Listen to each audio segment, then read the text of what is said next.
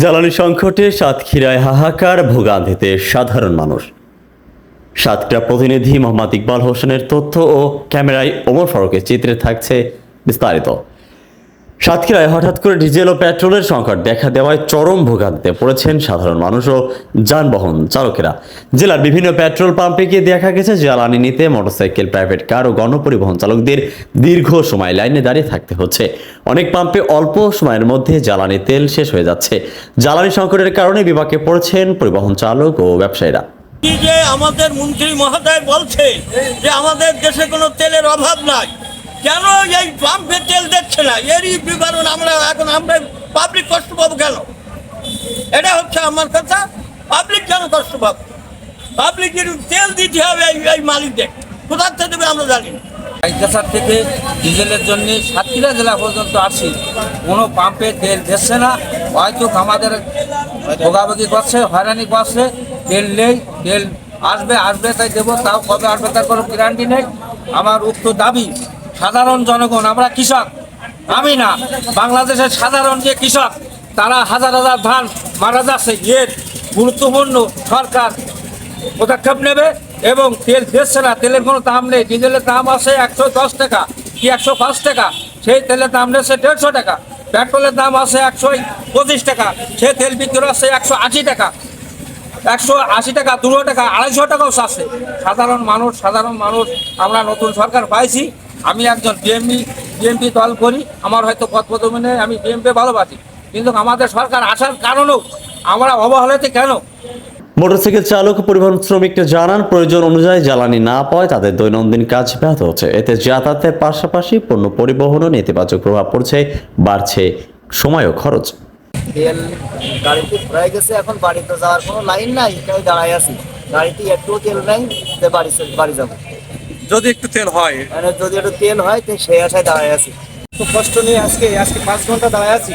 ভোর 5টা থেকে এই পর্যন্ত দাঁড়ায় আছি তেলের অপেক্ষায়। গাড়ি নিয়ে আসছি, গাড়ি ঠেলে নিয়ে আসতে হয়েছে অন্তত 15-20 কিলোমিটার পর। আমরা এত সুন্দর একটা সরকার পেয়েছি, 1971 সালের পরে একটা সরকার হয়েছে। আমরা তেলের দাবিতে আমরা গাড়ি চালাতে পারছি না। সাধারণ জনগণ, সাধারণ মানুষ, তারা হাসপাতালে যেতে পারছে না। মা বোন কষ্ট পাচ্ছে, রাস্তাঘাটের জ্যাম, মানে গাড়ির এত চাপ। আজকে তেলের অভাবে আমরা আজকে এখানে লোক সমবেত হয়েছি। ভোর 5টা থেকে এখানে লোকজন আছে। তেলের দাম বাড়েনি, কিন্তু পাম্পের মালিক আমাদের তেল দিচ্ছে না।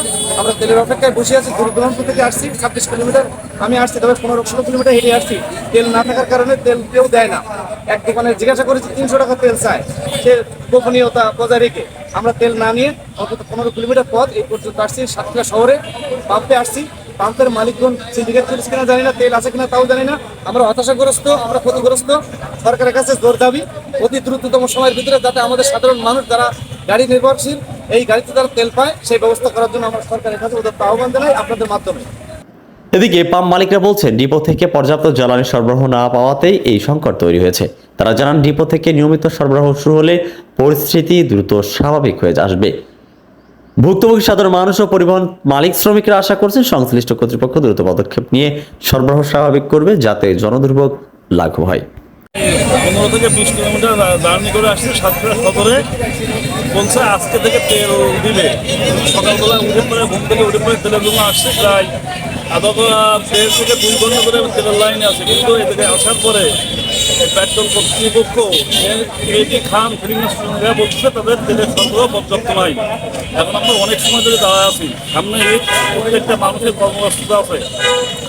আমি ঈদের শুরুতে বাড়িতে যাবো, কিন্তু তেলের জন্যে সকাল থেকে এই জায়গায় দাঁড়ায় আছে এবং বাড়িতে কোনো দিকে মুখ করতে পারছে না, কারণ তেল নাই।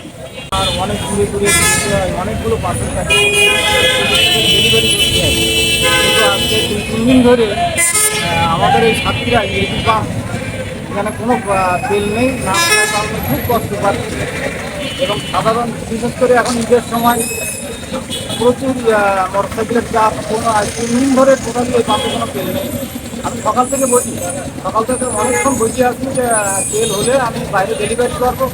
আর বিশেষ করে আমার ডেলিভারি যে টাকাটা পায়, আমি কিন্তু গরিব অসহায় মানুষকে জানি এইটুকু না, 100 মানুষের খাওয়ার এই ডেলিভারি কাজের মাধ্যমে আমি গরিব অসহায় মানুষের খাবার জোগাড় করি। কিন্তু আমার হঠাৎ করে আজ 10-12 দিন ধরে আমার তেলের জন্য খুব কষ্ট পাচ্ছি। আমি সকাল থেকে বসে আছি, কিন্তু কোনো তেল নেই। এখানে পাম্পের যে ম্যানেজার আছে ওনার সাথে কথা বললাম, উনি বললো ভাই তেল আসলে আপনি পাবেন। এখন তেল আসতে বসে আছে, আল্লাহ জানে কখন তেল হবে। এ পর্যন্ত আইসি 5টা পাম্পে গেছি, 5টা পাম্পে কোনো পাম্পে তেল পাইনি, কোনো দোকানেও তেল পাইনি। সাতক্ষীরা আইসি প্রায় 7:30টার দিকে, 7:30টার থেকে এই পর্যন্ত বসে আছি। এখন পাম্পওয়ালারাও নির্দিষ্ট কোনো ইয়ে দিচ্ছে না যে কয়টা গাড়ি আসবে, কয়টা তেল দিবে, কোনো ইয়ে দিচ্ছে না। আমরা গাড়ি দিয়ে বাড়িও যেতে পারছি না, গন্তব্যস্থানেও যেতে পারছি না। এখানে আইসি 7:30টার সময়। শেখ আলী আকবর, গাংচিল টিভি ডেস্ক রিপোর্ট।